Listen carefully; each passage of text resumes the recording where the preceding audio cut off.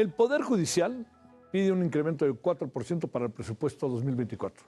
Todo ello respecto a los recursos que recibieron este año, ya que considera necesario e indispensable para garantizar la continuidad de sus funciones. Estos son los términos en los que se dijo. La ministra presidenta de la Suprema Corte de Justicia de la Nación, Norma Lucía Piña, anunció la propuesta de presupuesto 2024 para el Poder Judicial que se enviará a la Cámara de Diputados y donde solicitó un aumento del 4% con respecto al 2023, es decir, el equivalente al 0.26% del Producto Interno Bruto del país. En sesión solemne junto a integrantes de la Suprema Corte, el Tribunal Electoral del Poder Judicial y el Consejo de la Judicatura Federal y en la sede del máximo tribunal del país, afirmó que la insuficiencia presupuestal no es austeridad, sino reprimir el Estado de Derecho. El debilitamiento de las atribuciones esenciales de uno de los tres poderes del Estado ante una insuficiencia presupuestal no implica una política de austeridad, sino nos lleva al rompimiento del Estado de Derecho. La ministra presidenta afirmó que la propuesta se rige bajo los criterios de racionalidad, austeridad y transparencia. Agregó que se debe fortalecer al Instituto Federal de la Defensoría Pública y atender a los más vulnerables, ya que la demanda ciudadana de defensores y asesores ha incrementado 20% anual. Se dispondrán recursos para el reforzamiento de las medidas de seguridad para las personas que integramos el Poder Judicial Federal. Impartir justicia nunca puede traducirse en una afectación a nuestra integridad personal ni a la de quienes nos rodean. La independencia judicial. Martín Reyes es investigador del Instituto de Investigaciones Jurídicas de la Universidad Nacional Autónoma. Con mucho gusto y te agradezco tu presencia. ¿Cómo has estado? Muy buenas noches. No, hombre, al contrario, tocayo, ya sabes que siempre es un gustazo platicar contigo y con todas las personas que nos ven y que nos escuchan. Gracias. Javier, ¿por dónde le entramos en este tema cuando incluso no sé si pudiste ver las declaraciones hoy desde el coordinador parlamentario de Morena en la Cámara de Diputados, que fueron sabotaje y dijo palabras fuertes, ¿no? Así como en una... No, pero insinuó cosas que son muy fuertes, en mi opinión.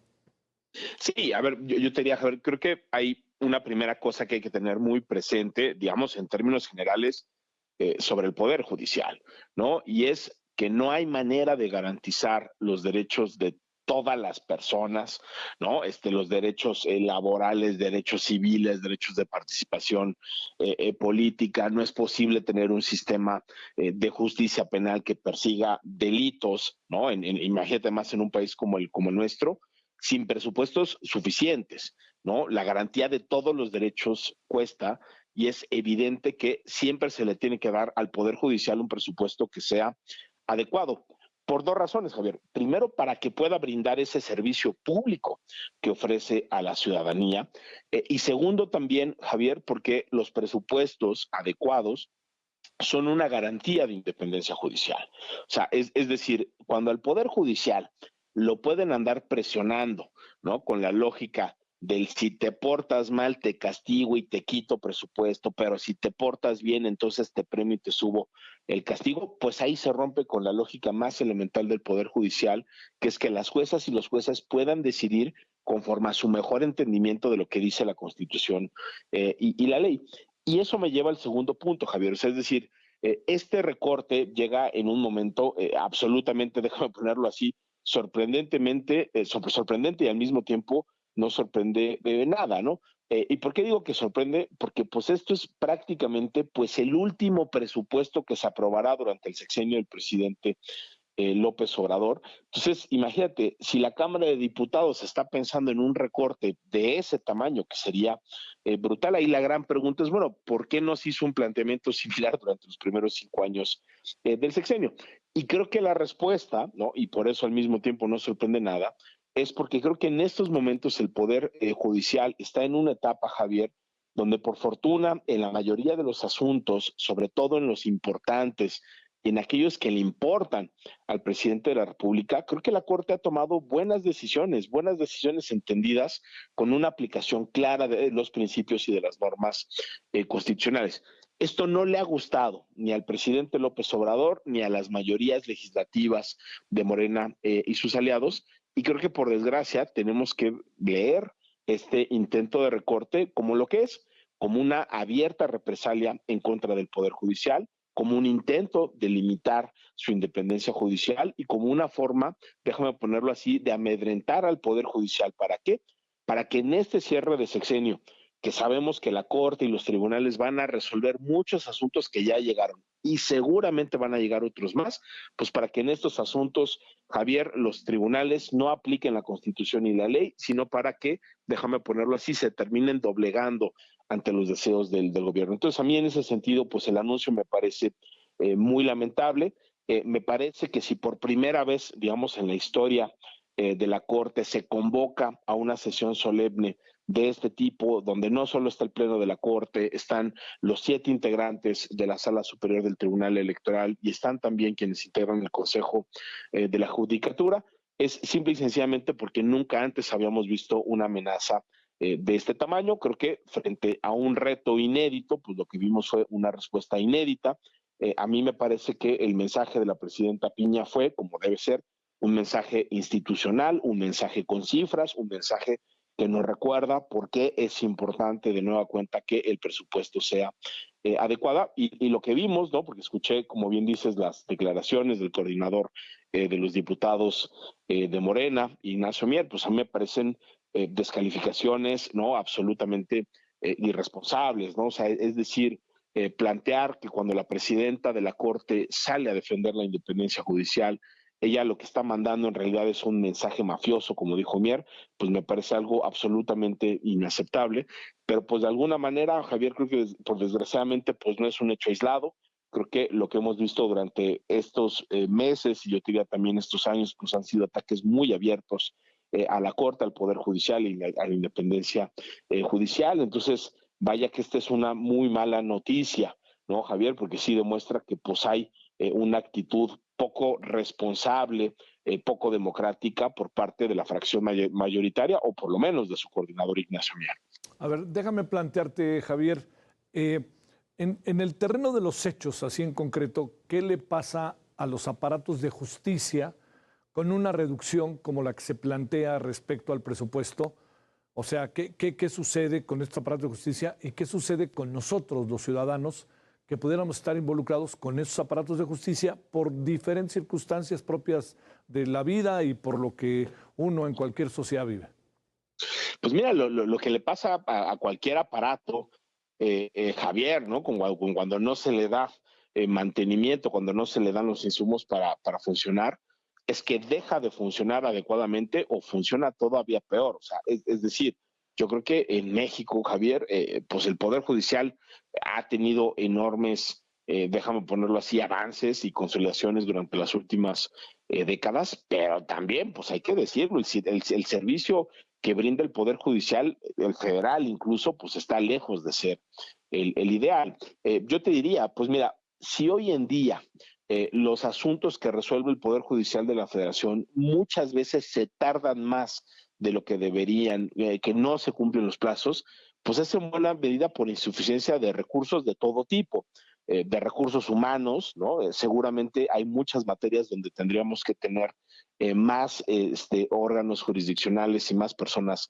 juzgadoras, ¿no? No lo tenemos, hay muchas veces que los recursos materiales no son suficientes. Entonces tú imagínate, cuando llegas y le quieres pasar la tijera así como se pretende, pues eso que implica, pues en una de esas, ¿no? De nueva cuenta que los tiempos se van a prolongar, que el servicio que brinda la judicatura va a empeorar, ¿no? Que quienes acudan no recibirán o una respuesta tan pronto o una respuesta tan completa. Entonces yo te diría, el primer efecto es una potencial disminución de la calidad de ese servicio que se brinda, ¿no?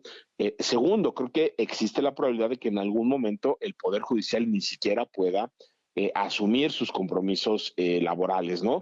Yo no sé si ahorita hay un escenario donde se planteen recortes y despido de personas, pero pues bueno, un recorte de esa magnitud me imagino que probablemente pueda pasar eso. Ahí hay afectaciones también a los derechos laborales de quienes trabajan en el Poder Judicial. Y la otra dimensión, pues, es política, Javier, ¿no? O sea, tú Sí, claro. Imagínate, ¿no?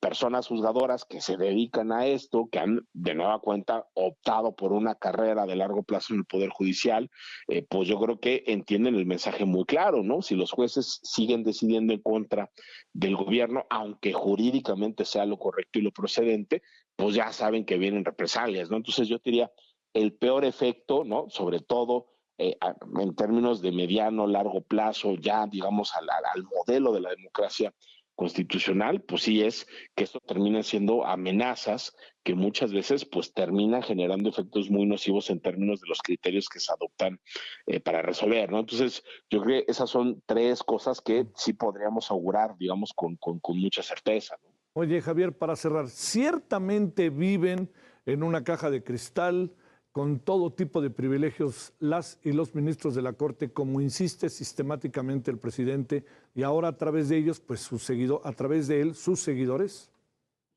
Yo te diría, mira, yo creo, y lo digo con mucha responsabilidad, Javier, yo sí creo que los órganos con autonomía y los poderes judiciales sí tienen que hacer una reflexión sobre cierto tipo de gastos que se realizan y que quizá no son indispensables para la realización de la función. Eso me parece que es un debate absolutamente democrático. Para ser también muy sinceros, Javier, lo que hemos visto es una bola de mentiras que se han repetido una y otra vez. No es cierto que los ministros ganen 600,000 pesos al mes. No es cierto que cuenten con muchísimas de las cosas que se ha dicho en el debate público con las que cuentan, e incluso si vemos, Javier, ese tipo, ¿no? Oye, pues que los salarios de las ministras y ministros son muy altos. Bueno, incluso si consideramos esos salarios, que bueno, que sí son salarios altos, porque pues estamos hablando de los cargos más altos de la judicatura, yo creo que ahí sí hay que tener remuneraciones adecuadas, pero incluso si desapareciéramos por completo ese rubro, Javier, ¿Sí? pues lo que veríamos es que es un porcentaje ínfimo del total de esa bolsa que recibe el Poder Judicial y que se va de nueva cuenta en hacer posible los servicios, ¿no?, que se brindan a la ciudadanía. Entonces, yo creo que son muchas afirmaciones falsas, algunas de ellas burdas mentiras. Creo que hay muchos argumentos que son abiertamente falaces, pero al mismo tiempo yo también diría, creo que el Poder Judicial sí puede hacer un ejercicio de reflexión sobre qué cosas se pueden recortar, qué cosas no se pueden recortar. Desgraciadamente, pues no estamos teniendo ni de cerca ese debate, porque de nuevo, llegar y decir que se le van a recortar 20 o 25 mil millones de pesos al Poder Judicial es simple y sencillamente inviable, ¿no? O sea, eso sí compromete el funcionamiento del sistema. No estamos hablando de gastos superfluos. Morena no quiere dar esa discusión técnica democrática sobre qué es indispensable y qué no es indispensable.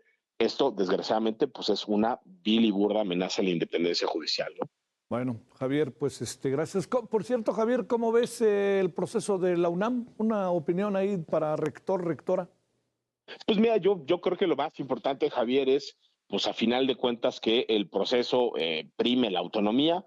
Creo que se tomó una decisión, incluso en términos de adelantar un poco los tiempos. Yo lo interpreto como una manera de decir que este es un proceso que corre de manera paralela y debe de correr de manera paralela y autónoma a todo lo que estamos viviendo, ¿no? Es decir, el tema de que si el proceso interno en el frente, en el proceso con las corcholatas en Morena, yo creo que es muy importante que esta sea una decisión que se tome al interior de la universidad con la participación de la comunidad universitaria y sin presiones externas. Y a mí me da tranquilidad ver que hasta el momento creo que el proceso se ha desarrollado con normalidad, pero lo que es importantísimo, Javier, es que a final de cuentas así se mantenga, que decida lo que decida la Junta de Gobierno, pues veamos que ese principio que es la autonomía, pues prime a lo largo de todo el proceso y ojalá así siga, querido Javier. Te mando un gran saludo, Javier. Buena semana. Gracias. Gallo, un abrazo muy fuerte. Que estés muy bien. Gracias.